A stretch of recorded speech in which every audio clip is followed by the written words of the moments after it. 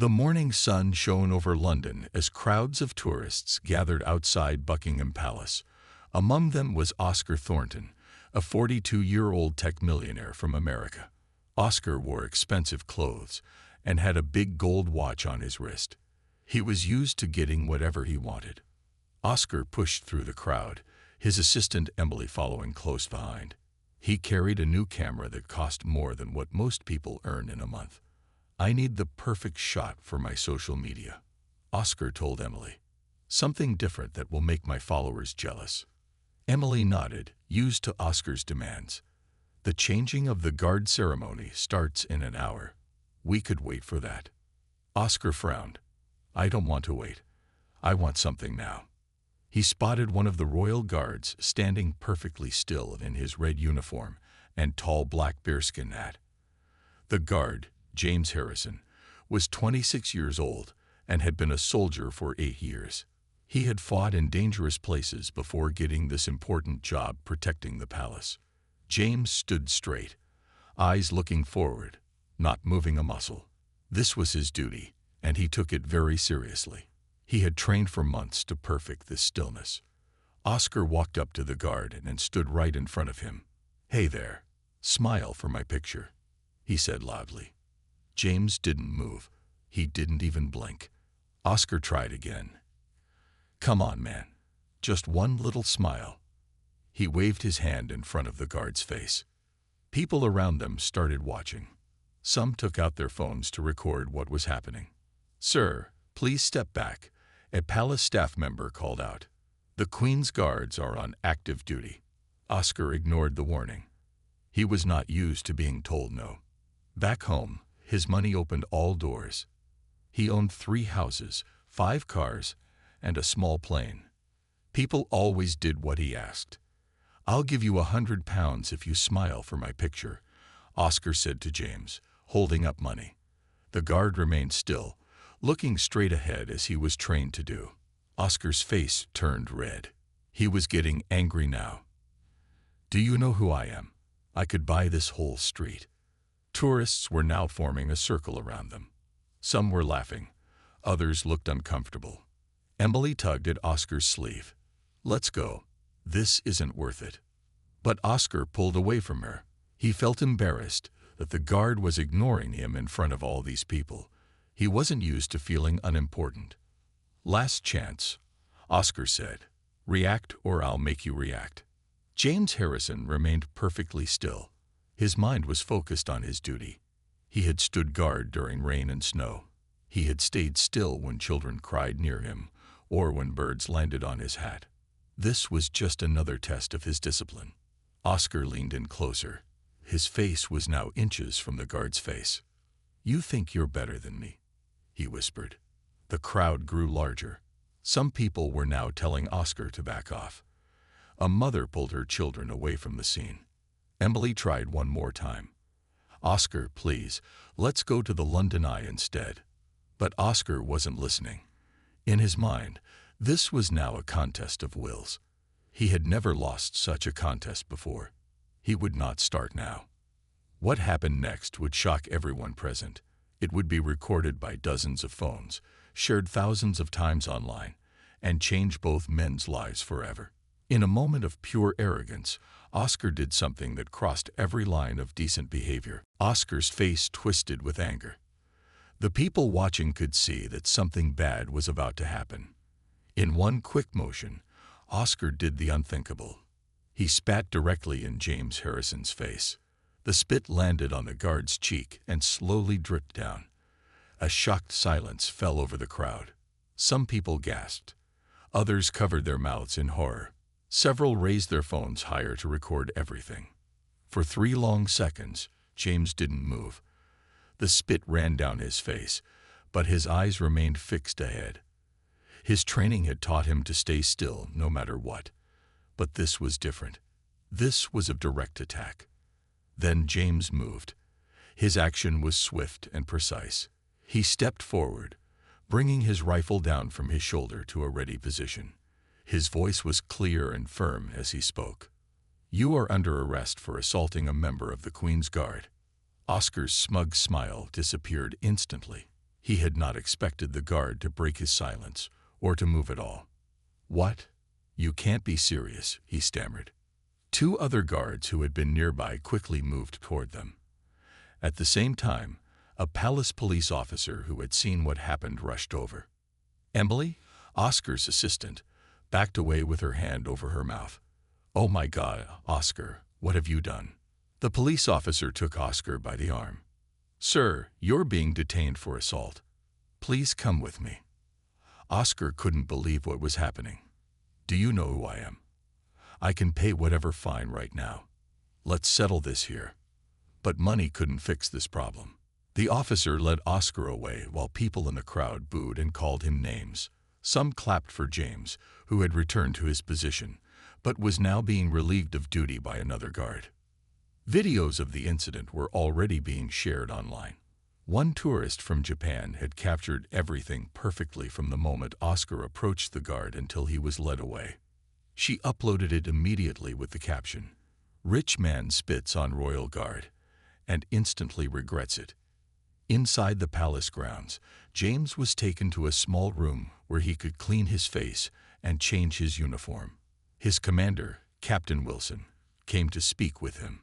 "Harrison, are you all right?" Captain Wilson asked. James stood at attention. "Yes, sir. I apologize for breaking protocol." The captain shook his head. "You did what was necessary. That man assaulted you while you were performing your duties. We have rules, but we also have dignity." Meanwhile, Oscar sat in a small holding room at the nearby police station. His expensive watch and designer belt had been taken away. He had been fingerprinted like a common criminal. Now he waited, still not fully understanding how serious this was. The police officer entered the room with a stern face. "Mr. Thornton, you have been charged with assaulting a member of the armed forces on duty. This is a serious offense in the United Kingdom." Oscar rolled his eyes. "Look, I lost my temper. It was just spit. Can't I pay a fine and go?" The officer's expression didn't change. "This isn't something you can simply pay your way out of. You'll appear before a magistrate tomorrow morning. Until then, you'll remain in custody." For the first time in years, Oscar felt fear. He wasn't in America now. His money might not solve this problem.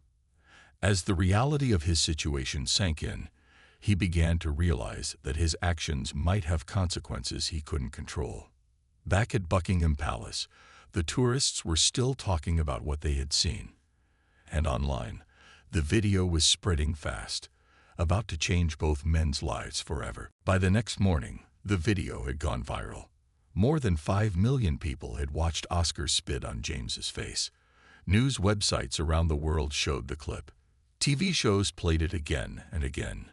Everyone was talking about the rich American tourist who had disrespected a royal guard. Oscar spent an uncomfortable night in a small cell.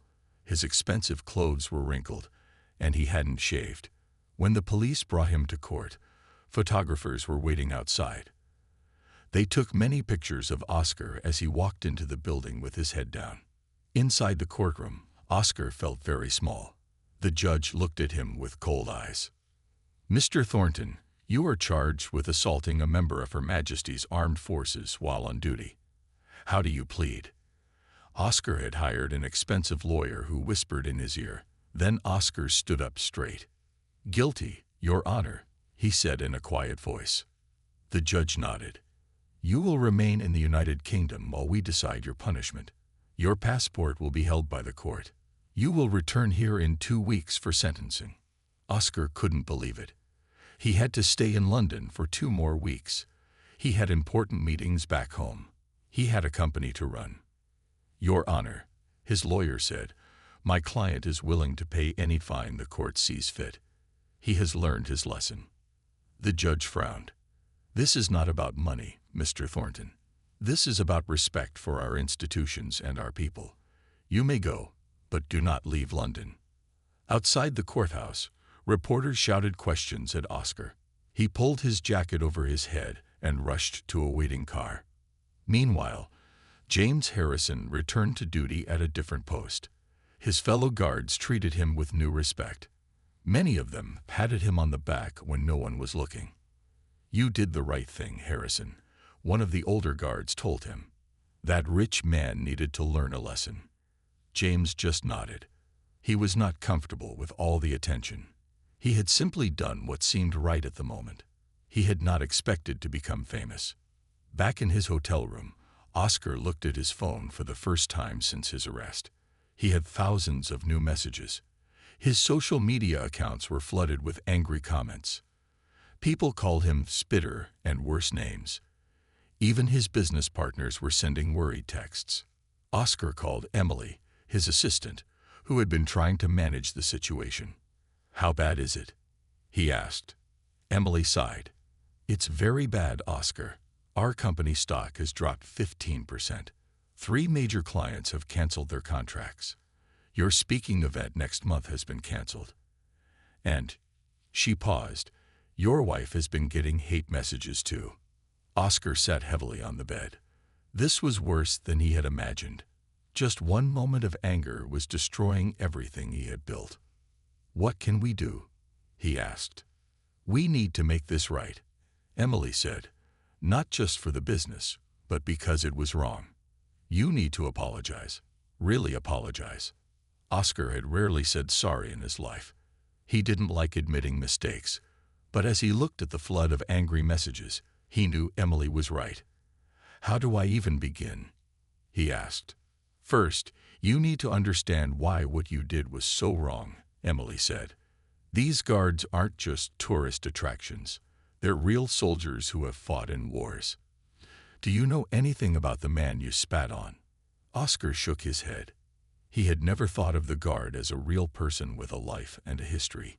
He was about to learn much more about James Harrison, and it would change how he saw everything. The next day, Emily handed Oscar a folder. Inside was information about James Harrison. "I had a friend in London help me find this," she said. "You should read it." Oscar opened the folder and began to read. James Harrison had grown up in a small town outside of Manchester. His father had died when James was just 12 years old. His mother had worked 2 jobs to raise James and his younger sister. At 18, James had joined the army. He had served in dangerous war zones for 4 years. Once, he had saved 3 fellow soldiers when their vehicle was attacked. He had been given a medal for his bravery. After his time in war zones, James had worked hard to join the Queen's Guard. Only the best soldiers got this honor. He had trained for months to learn the perfect stillness needed for the job. There was a picture of James in his regular army uniform, smiling with his arm around his mother and sister at an award ceremony. He looked different without the tall black hat, younger, kinder. Oscar put down the folder.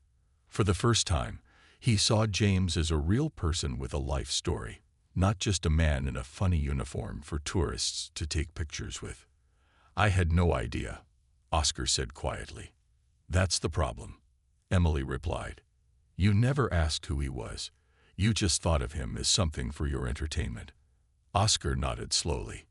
He felt ashamed. Meanwhile, James Harrison was dealing with his own sudden fame. News reporters wanted to interview him. People recognized him on the street. Some tourists even asked to take pictures with the guard who stood up to the rude American. James didn't like all this attention. He had been raised to do his duty quietly. His commander called him into the office. "Harrison, how are you holding up with all this media interest?" Captain Wilson asked. "I'm managing, sir," James replied. "I just want to do my job." "The palace has received thousands of letters and emails supporting you," the captain said, "many from military personnel around the world. They're proud of how you handled the situation." James nodded, surprised by this news. "There's something else," Captain Wilson continued. "The American Mr. Thornton has requested to meet with you privately, to apologize in person. You don't have to agree." James thought for a moment. "What do you think I should do, sir?" "That's entirely up to you," the captain said. "But sometimes, forgiveness can be powerful." Back at his hotel, Oscar was trying to write an apology letter. He crumpled up paper after paper. Nothing seemed right. How could he possibly explain his behavior? His phone rang. It was his wife, Sarah, calling from America. "Oscar, this has to stop," she said. "Our daughter was crying yesterday because kids at school were teasing her about you. They're calling you Spitter Man." Oscar closed his eyes. He hadn't thought about how his actions would affect his family. "I'm trying to fix it, Sarah," he said. "I really am." "Fix it how?" "By throwing money at it." "That won't work this time," Sarah said. "For once in your life, you need to truly understand what you did wrong and make it right." After the call ended, Oscar sat for a long time, thinking. His whole life, he had used money to solve problems. But this was different. Money couldn't buy respect. It couldn't erase what he had done. He picked up the phone and called Emily. "I need to meet him," Oscar said.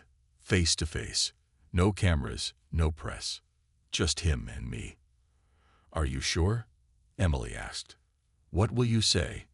Oscar looked again at the picture of James with his family.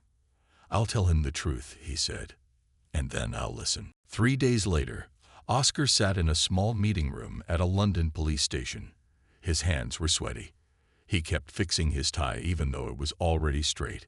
He had never been this nervous before a meeting, not even when talking to important business people. The door opened, and James Harrison walked in. He wore regular clothes, jeans, and a simple blue shirt. Without his red uniform and tall black hat, he looked like any other young man, but he stood very straight, the way soldiers do. "Mr. Harrison, thank you for coming," Oscar said, standing up. James nodded but didn't smile. "Mr. Thornton," he said simply. They sat down across from each other at a small table. A police officer stood by the door but didn't say anything. Oscar had practiced what to say, but now his mind went blank. He looked at James and saw the face he had spat on. He felt sick remembering what he had done. "I'm sorry," Oscar finally said. "What I did was terrible. There's no excuse for it." James looked at him with steady eyes. "Why did you do it?" This was the question Oscar had been asking himself for days. "I think," he started, then paused. "I think I'm used to getting what I want. When you didn't react to me, I felt invisible. I'm not used to being ignored." "I wasn't ignoring you," James said calmly. "I was doing my job." Oscar nodded. "I know that now. I didn't think about you as a person with an important job. I thought you were just there for tourists like me." James leaned forward slightly. "Do you know what we do when we're not standing guard at the palace?"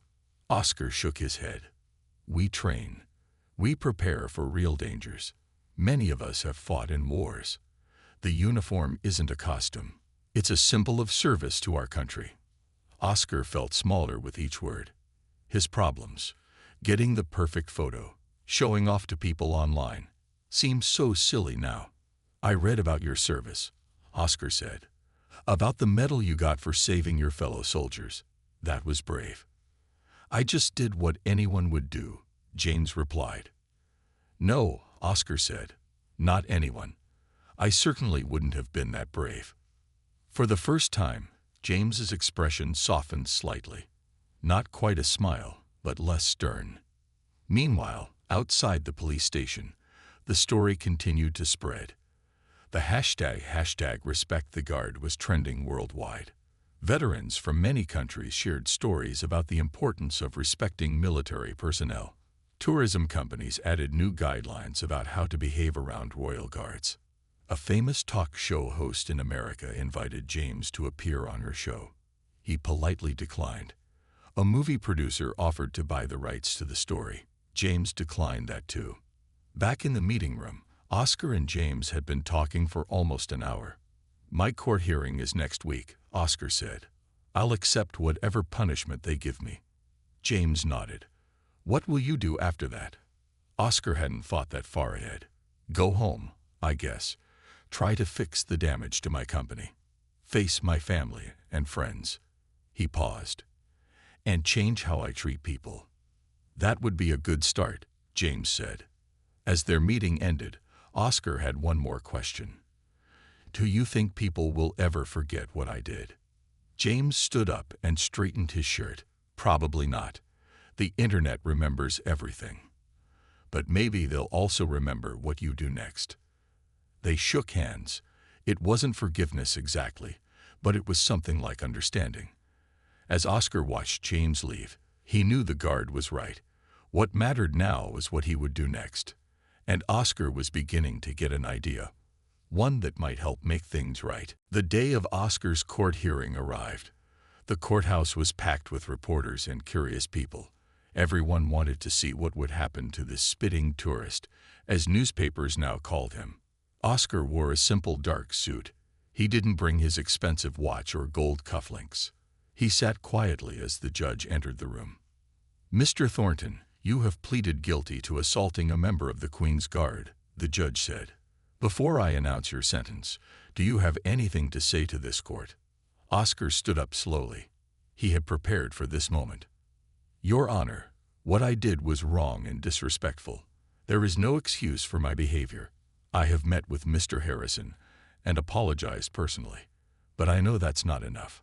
I am truly sorry for my actions and ready to accept any punishment." The judge nodded and then spoke. "Mr. Thornton, I sentence you to pay a fine of £10,000. You will also complete 100 hours of community service here in London before you may return to the United States, and you must make a public apology." Oscar accepted the sentence without complaint. £10,000 was a lot of money for most people, but not for him. The community service, however, would be new. He had never worked without pay before. Outside the courthouse, Oscar faced the reporters. "I will not be taking questions," he said. "I just want to say that I deeply regret my actions. What I did was disrespectful not only to Mr. Harrison, but to all military personnel who serve their countries. I will use this experience to become a better person." That evening, Oscar met with Emily in his hotel room. She had been working on something for him. "I found several veterans organizations in London that need volunteers," she said. "You can start your community service hours with them." "Good," Oscar said. "But I want to do more than just my required hours. I've been thinking about something bigger." Oscar showed Emily some notes he had made. It was a plan for a new charity, one that would support veterans and their families. He would use his own money to start it, and his business skills to make it grow. "This is a big commitment," Emily said. "Are you sure?" Oscar nodded. "For the first time in my life, I'm sure about something that isn't just about making money." The next day, Oscar began his community service at a center for veterans. He was given simple tasks: cleaning, serving food, sorting donated clothes. The work was boring and tiring. His back hurt from mopping floors. His hands were red from washing dishes. But as Oscar worked, he listened to the veterans' stories. He heard about their time in service, their struggles after coming home, their pride in what they had done for their country. These were not just people in uniforms. They were mothers and fathers, sons and daughters. They had sacrificed for others. One old veteran named Bill watched Oscar closely as he cleaned tables. "You're that American from the news, aren't you?" Bill asked. "The one who spat on the guard." Oscar's face turned red with shame. "Yes, that was me." Bill studied him for a long moment. "Takes guts to show up here after that." Oscar wasn't sure if this was a compliment or not. "I'm just trying to make things right." Bill nodded slowly. "Making things right is good, but learning from mistakes is better. Are you learning, rich man?" Oscar thought about this as he continued cleaning. "Yes," he finally said. "I'm learning a lot." "Then maybe something good will come from all this after all," Bill said, and patted Oscar's shoulder with his weathered hand. That night, Oscar called his wife. "I think I'm changing," he told her, "and I think it might be for the better." 2 weeks into his community service, Oscar was a changed man. His designer clothes stayed in his suitcase. Instead, he wore simple jeans and t-shirts. His hands, once soft from easy living, now had small cuts and calluses from hard work. Every day, Oscar worked alongside the veterans. He helped cook meals, fix broken chairs, and paint walls. He learned to listen more than he talked. The veterans began to accept him, not as the rich tourist from the news, but as just Oscar, the American who was trying to do better. One rainy afternoon, Oscar received a surprise visitor at the Veterans Center. It was James Harrison, in casual clothes, holding an umbrella. "Mr. Harrison," Oscar said, surprised. "What are you doing here?"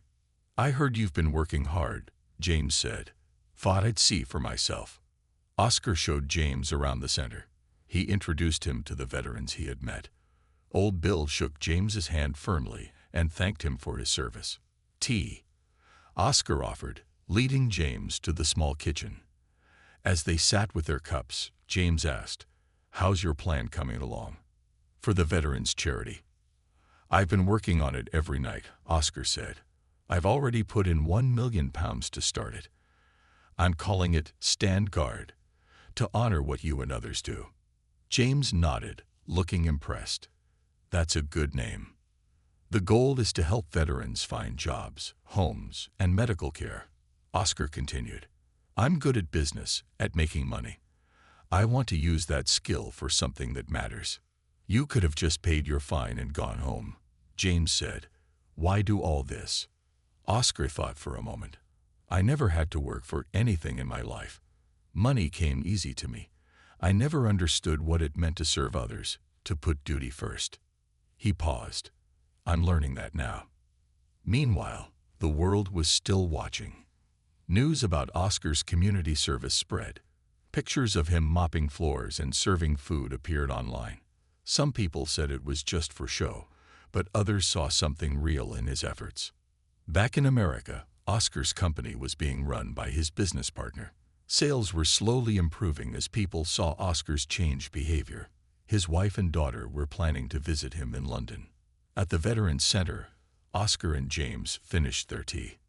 "There's something I want to ask you," Oscar said. "Would you consider being on the board of the Stand Guard charity? We need people who truly understand military service." James looked surprised. "I don't know anything about running a charity." "You know what veterans need," Oscar said. "That's more important than business skills. I can handle that part." James thought for a moment. "I'll think about it. This is important work. It has to be done right." As James was leaving, he turned to Oscar. "You know, when you spat on me, I was angry. Really angry. I wanted you to be punished." Oscar nodded, ashamed at the memory. "But this," James gestured around the Veterans Center, "this is better than punishment. You're making something good come from something bad." After James left, Oscar went back to work. He was helping Bill sort through donated clothes. "That was the guard, wasn't it?" Bill asked. "The one from the news?" "Yes," Oscar replied. "Seems like a good man," Bill said. Oscar nodded. "He is. Much better than I was." "Was?" Bill raised an eyebrow. "Past tense already." Oscar smiled slightly. "I'm working on becoming a different person." Bill handed him another box of clothes. "Well, different person, these shirts won't sort themselves." Oscar laughed and got back to work. For the first time in his life, he felt proud of himself not for what he owned, but for what he was doing. A month had passed since the spitting incident. Oscar had completed 80 of his 100 community service hours. Today was special. His wife Sarah and their 12-year-old daughter Lily were arriving from America. Oscar waited at the airport, feeling nervous. He hadn't seen his family in a month. He wondered if they would notice the changes in him. When Sarah and Lily walked through the arrival gate, Lily ran to him first. She threw her arms around him in a tight hug. "Dad, you look different," she said, stepping back to look at him. Oscar smiled. "Different how?" "I don't know. Less fancy," Lily said. "And you got a sunburn on your nose." Sarah approached more slowly. She kissed Oscar's cheek. "You do look different," she agreed. "In a good way." They took a taxi to Oscar's hotel. On the way, Lily asked, "Dad, can we see Buckingham Palace while we're here?" Oscar tensed slightly. "Are you sure that's a good idea? People might recognize me there." "That's exactly why we should go," Sarah said. "You can't avoid it forever." The next day, they visited Buckingham Palace. Oscar felt strange being back where everything had happened. Some tourists did recognize him. He saw them whispering and pointing. But most people were focused on the palace and the guards. A different set of guards was on duty today. Oscar watched them standing perfectly still, just as James had done. Now he understood the discipline it took. "That's where it happened, isn't it?" Lily asked quietly, pointing to a spot near the gate. Oscar nodded. "Yes. Not my finest moment. But look what came from it," Sarah said, squeezing his hand. "Tell Lily about your new charity." Oscar smiled. "It's called Stand Guard. We're going to help soldiers when they finish their service, find jobs, homes, medical care, things they deserve for serving their country." Lily looked up at him. "Is that why you've been working at the Veterans Place? Not just because the judge made you." "I started because I had to," Oscar admitted, "but now I want to. I've learned so much from the veterans." As they walked away from the palace, Oscar's phone rang. It was Emily. "Oscar, great news," she said. "The BBC wants to do a story about Stand Guard. They think it's a powerful example of making amends." "That's wonderful," Oscar said. "But I want to make sure they focus on the charity, not on me or what I did." Later that day, Oscar took his family to the Veterans Center. He wanted them to meet his new friends, especially Bill. The old veteran had become something like a mentor to Oscar. When they arrived, Oscar was surprised to see James there too, in civilian clothes, talking with Bill. "James," Oscar called out, "I didn't expect to see you today." James smiled. "Just dropped by to tell you I've decided to join your charity board, if the offer still stands." Oscar's face lit up. "Of course it does. That's fantastic news." He introduced James to Sarah and Lily. Lily shook James's hand very formally. "My dad says you're a hero," she said. James looked embarrassed. "I'm just a soldier doing my job." Bill chuckled from his chair. "All heroes say that." Sarah watched Oscar talking with James and Bill. She leaned close to Emily, who had also come to the center. "When Oscar left home, I was so angry with him," Sarah said quietly. "I was sure this was just another scandal he'd throw money at and forget." Emily nodded. "I thought the same, but something really changed in him." "What was it?" Sarah asked. "Do you know?" Emily looked at Oscar, now laughing with the veterans. "I think he finally found something money can't buy." "And what's that?" Sarah asked. "Respect," Emily said. "Real respect. Not the kind people give you because they want your money. The kind you earn." 6 months later, Oscar stood on a small stage in London. It was the grand opening of the first Stand Guard Center. Behind him was a new building with a bright blue door. A sign above the door showed the charity's logo, a silhouette of a soldier standing at attention. More than 200 people had come for the opening. There were veterans, active military personnel, reporters, and supporters. Among them were Sarah and Lily, who had moved to London temporarily while Oscar got the charity running. "6 months ago, I made a terrible mistake," Oscar began his speech. "Many of you saw it online. I disrespected a Queen's Guard, a soldier who had served his country bravely. I thought I could do whatever I wanted because I had money." The crowd was quiet, listening carefully. "That moment changed my life," Oscar continued. "Not because I got in trouble, but because it taught me about respect, duty, and service. Things I knew nothing about before." He gestured to the new building behind him. "Today, we open the first Stand Guard Center. Here, veterans can find job training, housing help, medical care, and most importantly, a community that understands them. This is just the beginning. We plan to open more centers in other cities." Oscar then introduced James, who now worked for the charity full-time. James had left the Queen's Guard 3 months ago when his service term ended. He now directed the center's programs. "When Mr. Thornton spat on my face, I never imagined we would end up working together," James said when it was his turn to speak. "But sometimes, Good things can come from bad moments. The crowd applauded as Oscar and James cut the ribbon to officially open the center. Inside, people toured the new facilities, classrooms, a computer lab, a medical clinic, and a community room where veterans could gather. Bill, the old veteran from the first center, was there too. He sat in a comfortable new chair near the fireplace. "Not bad, rich man," he said when Oscar came to sit with him. "Not bad at all." Oscar smiled. "I'm not as rich as I used to be. I've put a lot of my money into this place. And you're happier for it," Bill observed. "I can see it in your face." Later, as the event was ending, a young reporter approached Oscar. "Mr. Thornton, do you regret what happened at Buckingham Palace?" she asked. Oscar thought for a moment. "I regret disrespecting James. That was wrong. But I don't regret what came afterward. Learning about service, meeting the veterans, starting this charity. Sometimes our worst moments can lead to our best changes." That evening, Oscar and his family had dinner with James and his mother and sister. They sat at a simple restaurant, eating and talking like old friends. "I got a letter from Buckingham Palace today," James told them. "They've asked me to come back as a training officer, to teach new guards." "That's wonderful," Sarah said. "Will you do it?" James shook his head. "I told them no. My work at Stand Guard is more important now." Oscar looked surprised. "But being a Royal Guard was your dream." "Dreams change," James said simply. "Now I want to help other soldiers when they come home, like you're doing."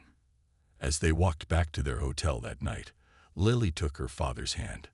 "Dad, are we going back to America soon?" she asked. "Do you miss home?" Oscar asked. Lily thought for a moment. "I miss my friends, but I like what you're doing here. It matters." Oscar squeezed her hand. "Yes, it does." Later, as Oscar stood by the hotel window looking out at London, Sarah joined him. "So," she said, "what happens next?" Oscar smiled. "We keep going. Open more centers. Help more veterans." "And us?" Sarah asked. "We stay together," Oscar said. "Here, America, wherever we need to be." "I'm not the man I was, Sarah. I don't want to go back to that life." Sarah leaned her head on his shoulder. "Good, because I like this Oscar much better." Outside, the lights of London shone brightly. Somewhere in the city, a royal guard stood at attention, upholding centuries of tradition. And now, thanks to one terrible moment and its unforgettable aftermath, many former guards had a place to go when that duty ended.